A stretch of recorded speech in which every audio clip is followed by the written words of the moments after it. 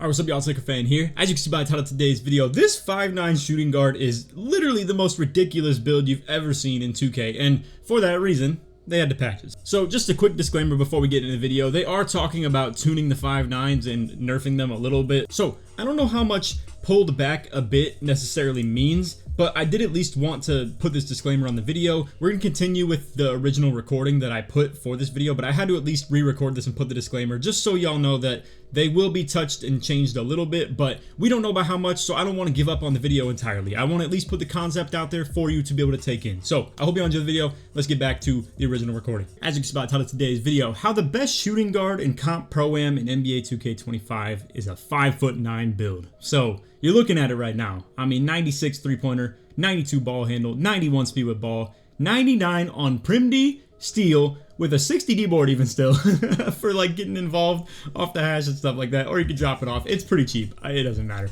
but like almost 50 block, 44 interior D. You got like the 90 speed, 92 agility for the defensive badge requirements to be able to get pick dodger, on ball menace, stuff like that, and you're just fast on your feet. 71 strength for bronze movable enforcer as well to add to it. And then again, 90 speed. Like, I mean, this is crazy. You pair the fact that it has Hall of Fame shooting badges and the mini marksman, which if you wanted to get on Hall of Fame as well, it would be 97. I mean, you could shave off some points here and there to get like, you know, a little bit less Prim D into the 99 three-pointer even still. But, or you could even drop whatever you want on this, for that matter. I mean, you could even go mediocre pass act probably. But I just want to give you guys this type of vision on how this type of build would actually be good in Pro-Am. And I'm telling you, my vision for this is that you would have this on hash defense, and it's extremely hard to throw the ball at, obviously, with the fact that it's so fast, so quick on its feet. Obviously the 99 three-pointer with the legend interceptor and stuff like that, pair that with 99 Prim D. I know some people are, you know, at the community day, we're talking about this build's gonna get shot over, this build can't play D. You don't know that yet. We've seen it in 2K22 Next Gen where these builds were living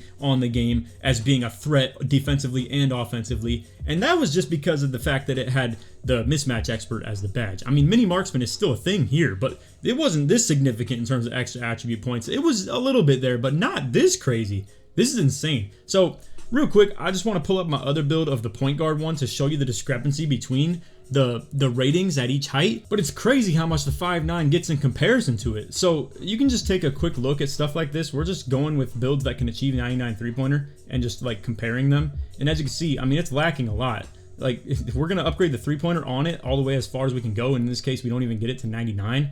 I want to give you the reference point of comparison. So this was our point guard build. If you want to check out a more detailed look on it, feel free to look at that video as well. It should be definitely easy to find. It was my first one that I actually even posted.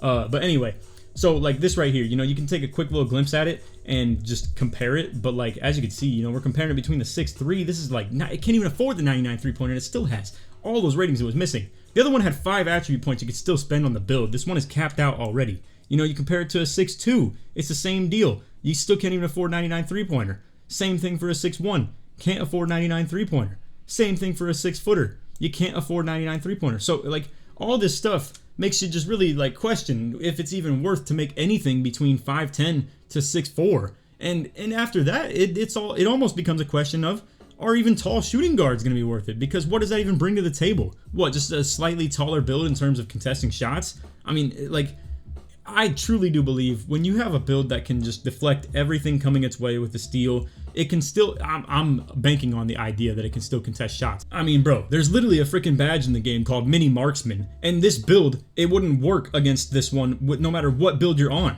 You're 5'9", there's no one shorter than you. So I'm not trying to make a case that to contest shots you want to be shorter. I'm just saying, in any game where that would be a thing, it wouldn't be this one, because I mean, not a single build's gonna ever work on you when it comes to the Mini Marksman. So that's just my take on it. You want to guard point guards and not have that be a threat? This is the build for it. And obviously, you know, you consider all of that included with the 99 Prim, 99 steal. I understand that you would think you would get bullied by some like, you know, 6'6" guards and stuff, but if they can't move fast enough, what are they going to do about your freaking legend defensive badges and the fact that you have 92 agility, bro, and you're going to be moving side to side like crazy? You're still fast as well.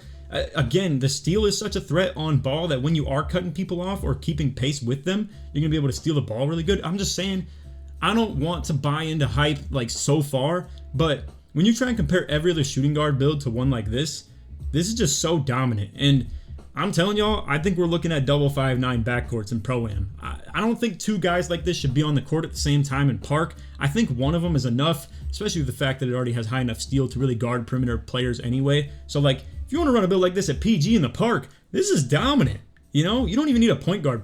Just make this right here, the shooting guard build, quote unquote, that I'm talking about. And this would be a dominant build on threes, probably twos. I'm not so positive on twos, but again, steal goes a long way. I would just say, as a guard, you need your skill set to be pretty good on twos to compete, so it's always a little bit harder. You know, you get run into the toxic lock post score combos and stuff like that. You're gonna have a tougher time if you're not actually a good PG. But on threes and fives, a build like this is always gonna be good because three-point kind of threat is just so valuable. When you force people to have to respect you, it'll either open you up for really easy drives, or if you're playing in a pick and roll offense, it'll open up your big really easy as well. Or even on pops too, you just demand a lot of double teams, a lot of attention. It's literally just like Curry, you know, but in this case, you're Steph Curry with 99 perimeter D, which is like insane. But anyway, I just wanted to bring this to you guys' attention. I hope you enjoyed the video. If you did, feel free to drop a like, sub if you're new to noties, all that good stuff. And like always, try 1 to 5,000 likes. If you made it to the end of the video, put small or put 5'9" in the comments. Short sports my way through. Also, in case you guys didn't know, I'm pairing with NBA 2K Labs again this year. So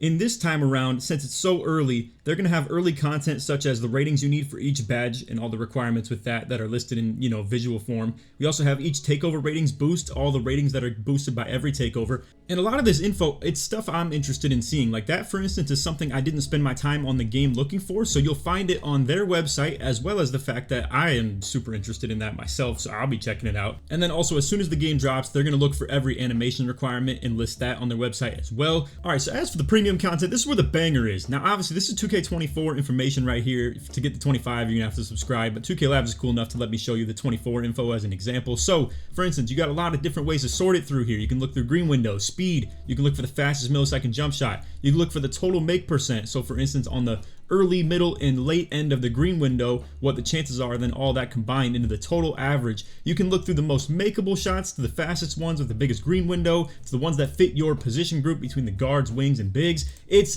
fire. You can find the bases and the uppers in here and combine that for the best possible statistical jump shot, and it's just a huge tool, so shout out to them for that. And then you have ranking of dribble moves per category, so it's going to be like behind the backs ranks against each other, showing you which ones are the best. There's like a letter grade on each of them tested by Koza, so he's going to be ranking all those dribble moves in each category. And then we also have dribble practice tools, so it's going to be showing you exactly how to do the moves on the controller, and then you can replicate it on the controller in their website as well. So for anyone interested in supporting me while also getting access to the content, you can go ahead and subscribe to the 2K Labs Premium right here on NBA2KLab.com. And then when you click register, it'll allow you a chance to put in a creator code of someone you want to support. And then if you put in code Laker at checkout, you'll get 20% off of your whole purchase right there. And not that some of you guys care, but just to let you know, I get a percentage based off only your initial purchase. So if you got the monthly, I would only get a percentage based on your first month.